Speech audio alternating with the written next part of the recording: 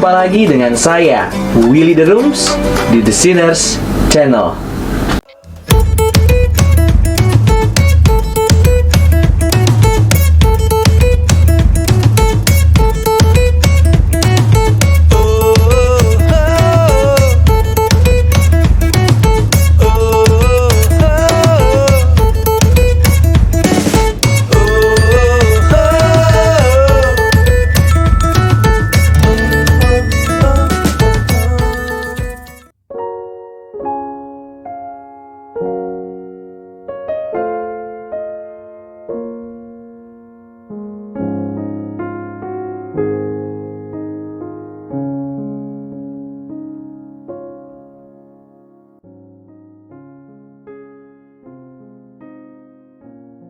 Hidup kita semua sangat sibuk, apalagi di zaman ini. Siapa yang tidak sibuk? Bahkan, banyak anak sekolah pun bisa dibilang sama sibuknya dengan orang dewasa yang sudah bekerja. Jadwal kita pun penuh dengan berbagai kegiatan, acara-acara, dan banyak hal yang terjadi setiap harinya. Kehidupan kita terdiri dari banyak kejadian-kejadian besar dan kecil. Bangun pagi, yang masih sekolah ada tugas kuliah, ketumpahan kopi kah, menonton film, masakan yang gosong, kecelakaan lalu lintas, berkenalan dengan orang baru, dan sebagainya. Hidup ini terasa seperti dapat direduksi menjadi serangkaian peristiwa-peristiwa saja. Kita menjadi percaya bahwa hidup kita benar-benar terdiri dari peristiwa-peristiwa yang terjadi setiap harinya. Dan kita menjalani hidup dengan bergerak dari satu momen ke momen yang lain. Realitas untuk kita adalah momen yang bisa langsung dilihat dan dirasakan sekarang. Tetapi, sesungguhnya hidup bukan hanya terdiri dari ini. Bahkan, bagian terpenting dan bisa dikatakan paling real dari hidup kita adalah yang tidak kasat mata, yang langsung bisa dilihat dan dirasakan oleh indera kita hanyalah sekedar fenomena. Lalu, apa itu yang benar-benar real, yang benar-benar nyata? Realitas seringkali ada di ranah spiritual dan yang tidak kelihatan. Tuhan yang adalah realitas absolut itu, roh adanya. Tuhan eksis dari kekekalan sampai kekekalan. Tuhan terus ada. Segala sesuatu berasal dari Tuhan. Tuhan adalah penyebab utama dari segala sesuatu. Segala sesuatu menemukan maknanya dalam Tuhan, dan segala sesuatu menemukan tempat dalam hubungannya dengan Tuhan. Kolose 1 ayat 16 sampai 17. Di balik setiap fenomena, tindakan, dan peristiwa, ada sesuatu yang lebih besar yang sedang terjadi di belakang layar. Inilah kehidupan nyata yang sebenarnya. Apakah kita pernah berhenti untuk berpikir tentang rentetan kegiatan dan pekerjaan kita? Apakah kita pernah merenungkan mengapa hal-hal yang terjadi dalam hidup kita terjadi, dan kira-kira apa makna dari setiap itu? Jawaban dan perenungan akan semua ini mengungkapkan apa yang sedang terjadi dalam hati dan pikiran kita, mengungkapkan bagaimana hubungan kita dengan Tuhan, Sang Realitas Absolut. Ambillah contoh suatu pagi yang biasa. Saya bangun agak terlambat, dan jadinya saya harus siap-siap dengan terburu-buru. Dalam situasi ini, saya bisa merasa sangat kesal dan risih karena saya bangun terlambat, sehingga harus sangat terburu-buru mengejar waktu. Ini adalah hal yang sangat biasa dan pasti pernah dialami oleh semua orang, bahkan mungkin menjadi bagian dari kehidupan sehari-hari. Peristiwa sederhana seperti ini bisa memiliki banyak hal lain yang bersangkut paut. Banyak lapisan yang ada di bawah permukaan. Terlambat dan terburu-buru hanyalah fenomena dan pengalaman indrawi sesaat. Hal yang penting, hal yang real adalah apa yang terjadi di balik fenomena. Apa yang kita pikirkan, apa yang kita rasakan, apa yang dapat kita ketahui tentang diri kita sendiri, apa yang dapat kita ketahui tentang Allah, apa yang sebenarnya sedang terjadi. Saya bisa saja menarik kesimpulan bahwa ini merefleksikan kegagalan saya dalam mengatur waktu, dan saya harus belajar untuk merencanakan ke depan dengan lebih baik. Ya, ini tidak salah. Tapi saya sebetulnya sangat kesal sampai hal ini bisa mengacurkan mood saya untuk sebagian besar hari itu. Kenapa bisa seperti ini? Jika saya mengorek lebih dalam lagi, saya akan menemukan bahwa saya takut dengan kenyataan bahwa saya tidak bisa mengontrol hari saya, dan saya kesal karena ini menunjukkan ketidakberdayaan dan limitasi saya sebagai manusia. Realitasnya, Tuhan yang memegang kendali, bukan saya. Saya harus menerima kenyataan bahwa saya adalah manusia dan bahwa Tuhan adalah Tuhan. Biarkanlah Tuhan menjadi Tuhan. Adalah kemuliaan manusia untuk menerima keterbatasannya sebagai manusia, dan adalah kemuliaan kita juga untuk let God be God. Posisi kita adalah sebagai manusia, ciptaan yang dikasihi Allah dan diciptakan untuk mengasihi Allah. Kita bukan Tuhan. Kita tidak ada kapasitas untuk jadi pemegang kendali, bahkan untuk memegang kendali hari kita sendiri.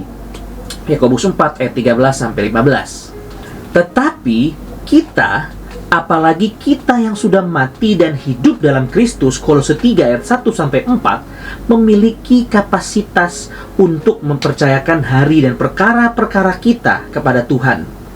Inilah kenyataan yang sebenarnya. Matius 6 ayat 25-34, 1 Petrus 5 ayat 6-8. Realitasnya, Tuhan yang memegang kendali, bukan saya. Saya harus menerima kenyataan bahwa saya adalah manusia dan bahwa Tuhan adalah Tuhan. Biarkanlah Tuhan menjadi Tuhan.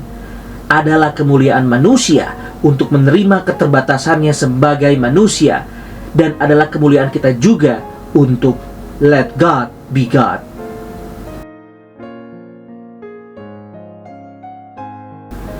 Manusia adalah makhluk yang mudah dibutakan dan diperbudak oleh fenomena. Kita sudah terlanjur terbiasa fokus dengan apa yang bisa dilihat dan dirasakan langsung oleh indera. Kita sangat sulit untuk bisa percaya dengan sesuatu yang tidak terlihat. Ini semua asing bagi kita. Oleh sebab itu kita harus merenung. Tetapi mengapa merenung?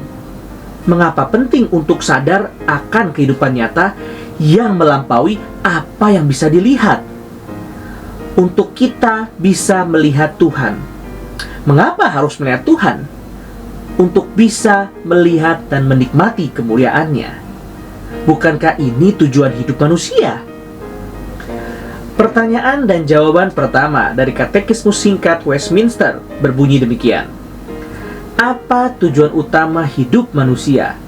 Tujuan utama hidup manusia adalah untuk memuliakan Allah serta menikmati Dia selamanya. Inilah tujuan kita hidup, dan inilah yang akan membuat kita bahagia. Roma 9 ayat 3, Yesaya 43 ayat 6-7. Dan terutama untuk orang yang sudah percaya dan beriman, dapat memuliakan Tuhan dan menikmati Tuhan juga adalah bagian dari proses pengudusan kita. Ketika kita bisa memandang Tuhan dan menikmatinya, kita juga mendapatkan jaminan dan bukti dari keselamatan kita. Inilah sukacita terbesar orang Kristen. Titus 2 ayat 13, 2 Korintus 3 ayat 18, Yohanes 17 ayat 24. Saya diperbudak oleh fenomena yang terlihat, yaitu kelihatannya memang saya bisa mengontrol hari saya. Sayalah yang berkegiatan, sayalah yang bergerak dan menggerakkan hari saya. Saya yang memegang kendali apa yang saya lakukan dan apa yang terjadi di hari itu.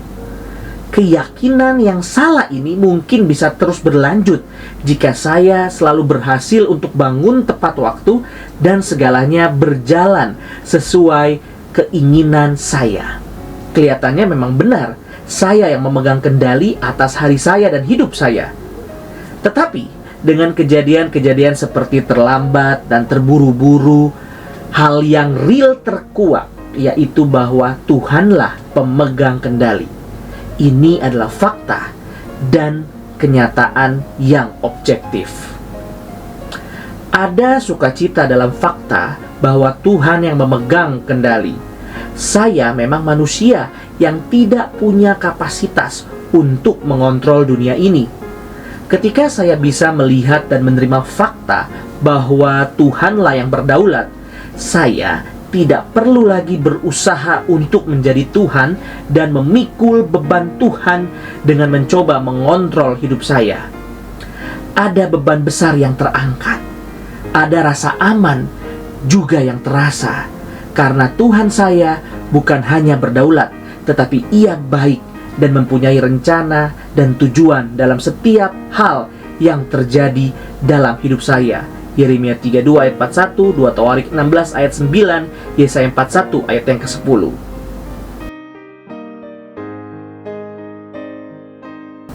Saya adalah orang yang sering khawatir akan berbagai hal, dan saya berpikir bahwa cara yang tepat untuk mengatasi kegelisahan saya adalah dengan membuat persiapan yang sebaik-baiknya dan mencoba mengetahui segala hal. Bukankah makin banyak hal yang saya tahu, makin baik persiapan saya, dan saya juga akan makin tenang? Tetapi yang terjadi adalah yang sebaliknya. Dengan mencoba untuk lebih siap dan mencoba untuk memegang kendali atas segala hal, saya malah makin gelisah dan takut. Saya makin menyadari bahwa saya memang tidak bisa memegang kendali. Dengan saya mencoba untuk mempercayai diri sendiri ataupun manusia lain, saya pasti akan merasa lebih gelisah. Karena dalam hati saya tahu manusia tidak mempunyai kuasa semacam itu.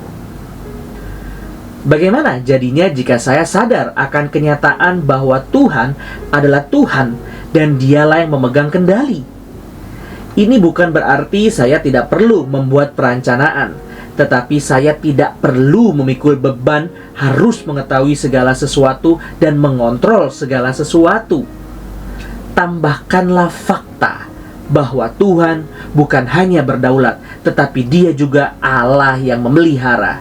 Ibrani 13 ayat 5-6, Mazmur 68 ayat 19. Ada kelegaan, sukacita, dan rasa kagum dalam merenungkan fakta ini. Mazmur 100 ayat 3. Mari kita lihat sejenak. Tidak, mari kita buat kebiasaan baru untuk sengaja diam dan merenung. Apa itu hal-hal yang nyata dalam kehidupan sehari-hari kita? Apa hal-hal yang asing yang harus kita renungkan? Ini yang akan memperdalam pengenalan kita tentang diri sendiri, tentang pribadi Tuhan, dan tentang bagaimana Tuhan hadir dalam hidup kita. Ini yang akan menjadi sumber sukacita kita. Terima kasih. Tuhan Yesus memberkati.